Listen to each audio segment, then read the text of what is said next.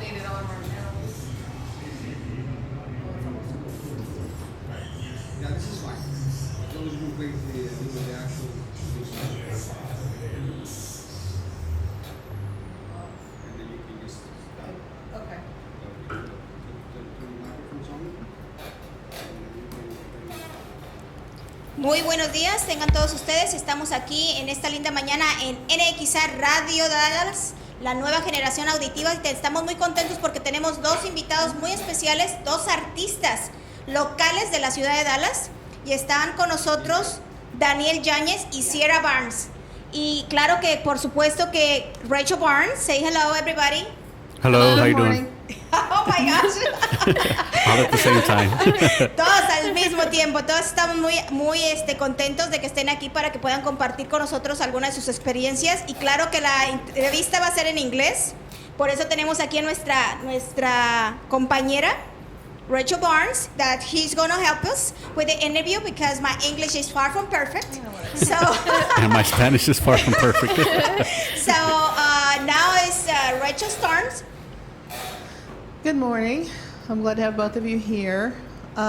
Where to start, first of all, I'd like to say this show is based on spirituality. However, we do touch on other topics, and then we roundabout get to what spirituality has, how it's made an effect on your career or your passion in life.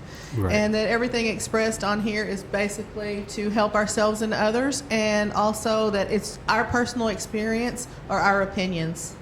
So I'll have to put that out there. Okay. Yes, ma'am.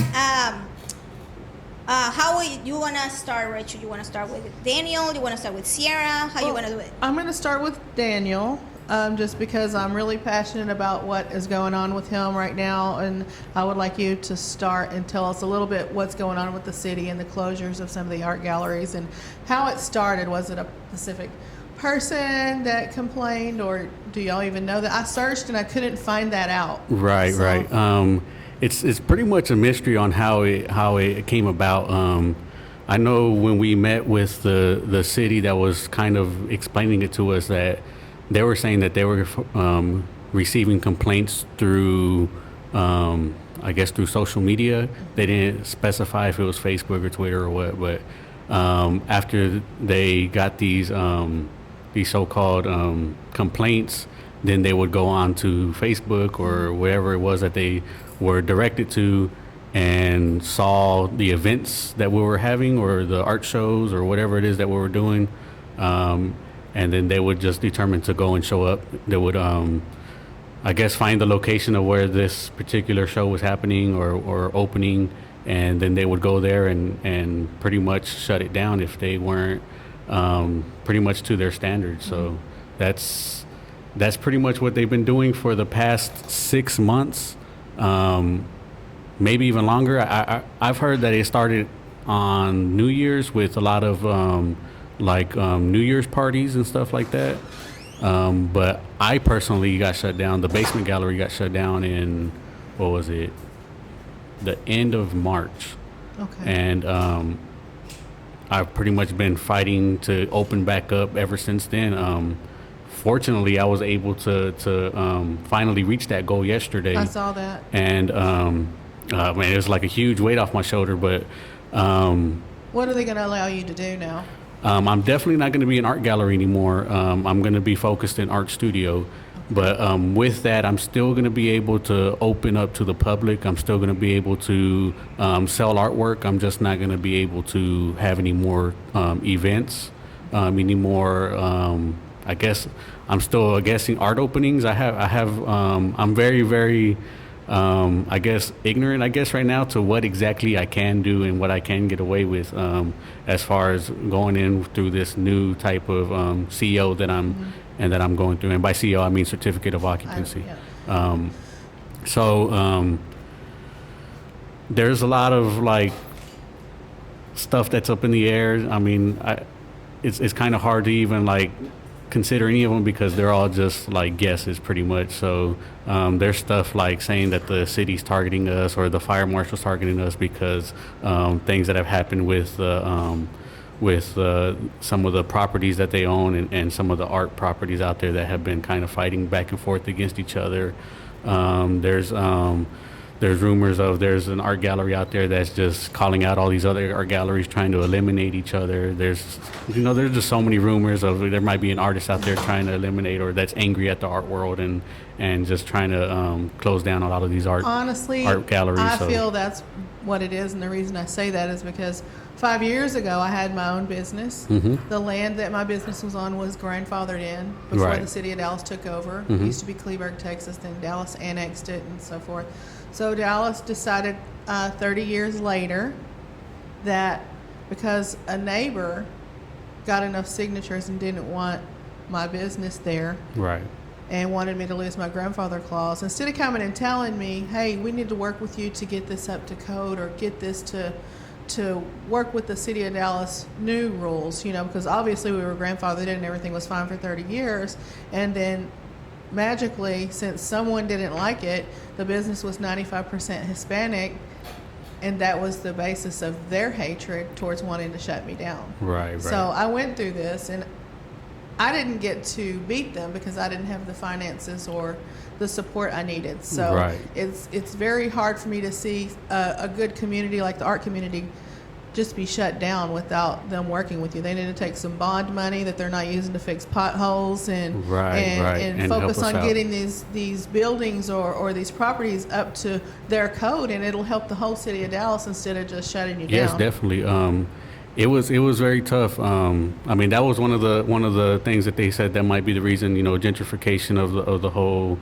Pretty much all of Dallas is going through some type of gentrification. So that was one rumor, but it was definitely it's been really rough these past 6 months. I went through all my savings. I went through everything. I was literally on my last limb fighting I through this, understand. I totally understand. it was tough. Luckily, I had people that came through and helped me out. I really wouldn't be here without all the help from everybody else. To be honest, it's definitely sad because when I look at it, I was like, if my circumstances were any different, if I was just this one mom and pop business that was just relying on this income, I'd be gone. I'd lose my business. I'd lose my whole livelihood. I would lose everything. And luckily for me, I still have my art to fall back on and the support of all the artists that have come through there throughout the years.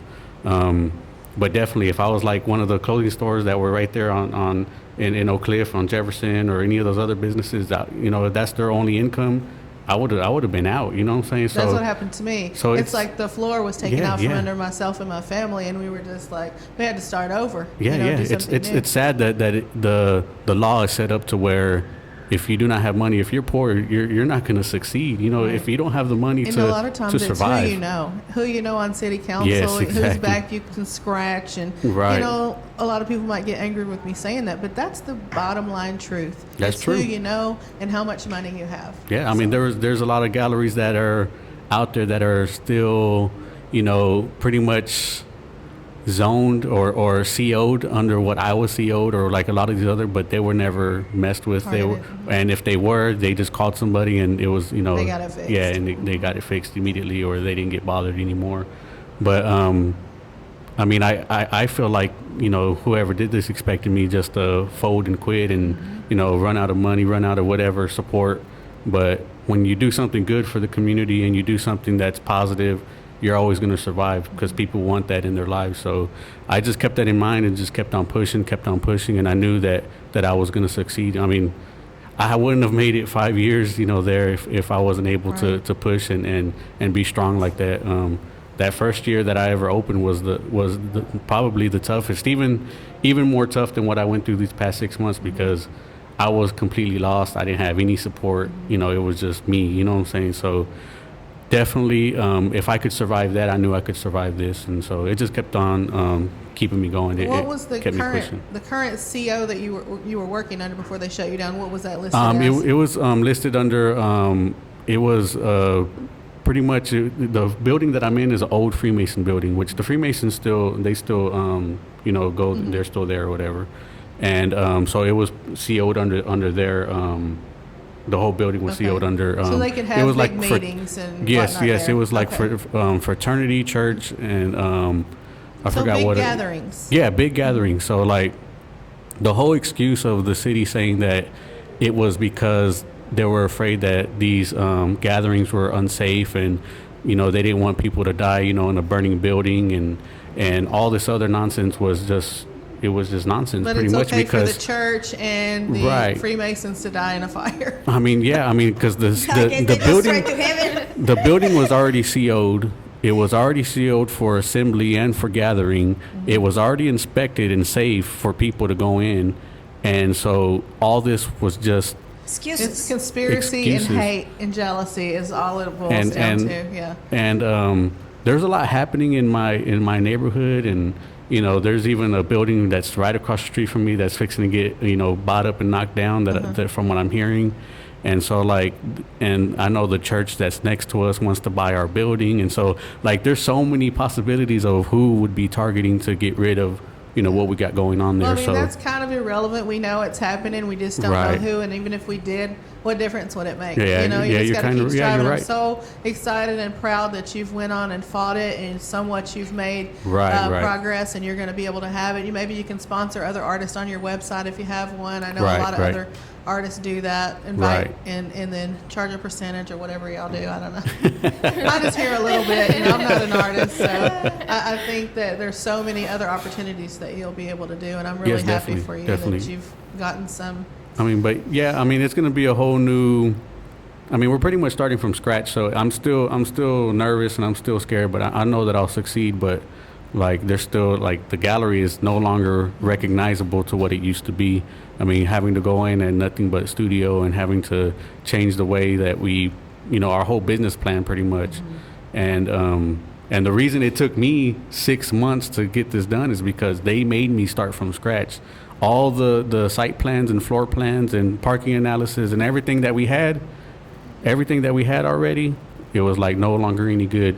I had to start from scratch. So I had to get new site plans, had to get new floor plans, new parking analysis. I had to get new letters saying that, and then even after I got all that made, I had to go back and make changes and and Does it was that sound crazy. familiar? Yeah, we've And They been did that through to that. us too, Yes, and yeah. then we ended up still. They knew that whole time they were sending me back and forth to the architect, getting the plans redrawn and adjusted, and the permits put in. That all the money that they knew at the end of the time that they were not going to continue and keep my grandfather clause in Right. place. They knew that. They Right. could have saved me thousands of dollars in Yep. grief if they would have just told me in the beginning. Forget it. But no, they could do this, and I'm running on this little hamster wheel trying to please them, and then at the end of the day they weren't going to do it anyway. But anyway, we've moved on and we're doing good. So Yeah, it's tough, but if as long as we keep on moving, and I even if I was not there, I would still look at it as an opportunity for me. Not only that I learned so much, but I feel like everything happens for a reason, and I know that I would just go on to do something, That's how we else. look at it. Here we are today, all together sometimes in this room. here's how we look at life in a philosophical kind of way: is a lot of times opportunity would come to us, but we wouldn't go because we're so comfortable in what we're doing, and we think this is our path.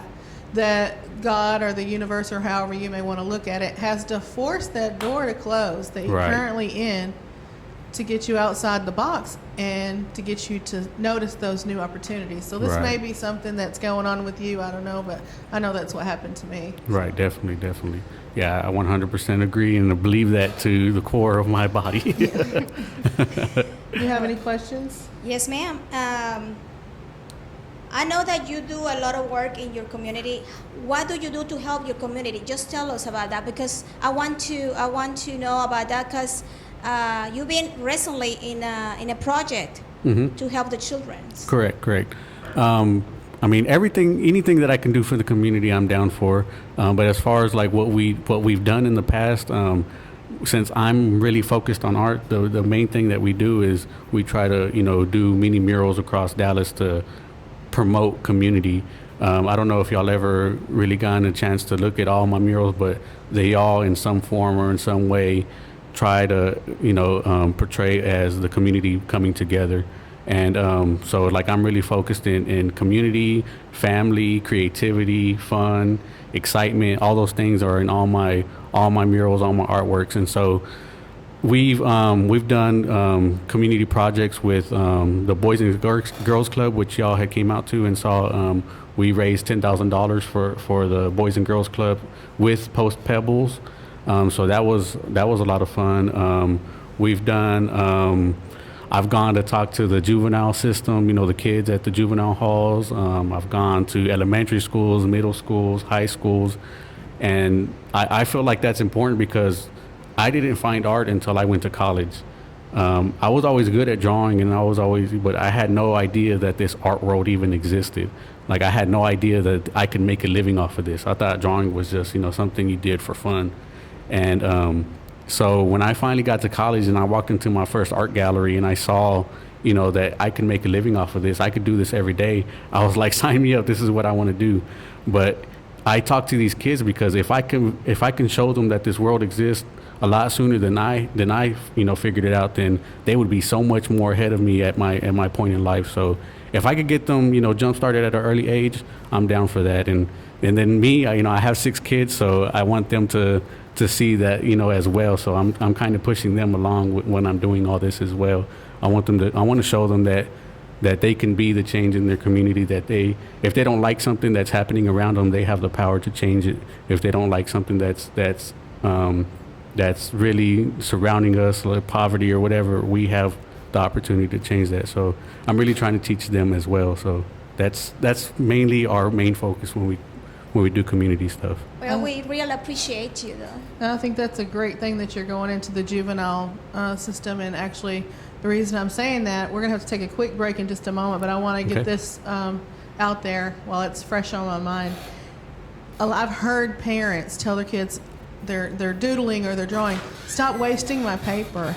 I don't know if you've ever heard that, but Yes, parents need to be educated. Sometimes that's how children start expressing themselves, like Right. what's going on emotionally or mentally, and it really does help. So I really acknowledge what you're doing. I think it's a great thing. So we're going to take a break Okay. right now. This is NXA Radio Dallas, and we'll be right back.